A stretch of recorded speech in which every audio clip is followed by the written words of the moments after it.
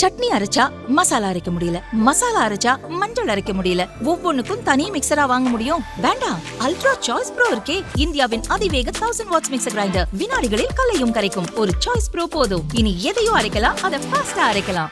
2 spoon போதும் உங்க பிரச்சனைகளை கட்டுப்படுத்த. லயன் டேட் சிரப், தினமும் 2 spoon lion date syrup. Lion date syrup. தமிழக பாஜக தலைவர் நயினார் நாகேந்திரன் வெளியிட்டுள்ள அறிக்கையில் கூறியிருப்பதாவது: பிரதமர் மோடிக்கு கொலை மிரட்டல் விடுத்த திமுகவின் தென்காசி தெற்கு மாவட்ட செயலாளர் ஜெயபாலனை கைது செய்யாமல் திமுக அரசு இழுத்தடிப்பது மிகுந்த கண்டனத்துக்குரியது. ஜெயபாலனை கைது செய்ய வலியுறுத்தி தென்காசி, சங்கரன் கோவில், நாகர்கோவில், தூத்துக்குடி, தேனி, காஞ்சிபுரம், மதுரை, ராணிப்பேட்டை, வேலூர் என மாவட்ட வித்தியாசமின்றி தமிழகம் முழுதும் மனு கொடுத்தோம். இதுவரை எஃப்ஐஆர் கூட பதியப்படாமல் இருப்பது காவல்துறை திமுக அரசின் ஏவல் துறையாகவே மாறிவிட்டதைத்தான் காட்டுகிறது.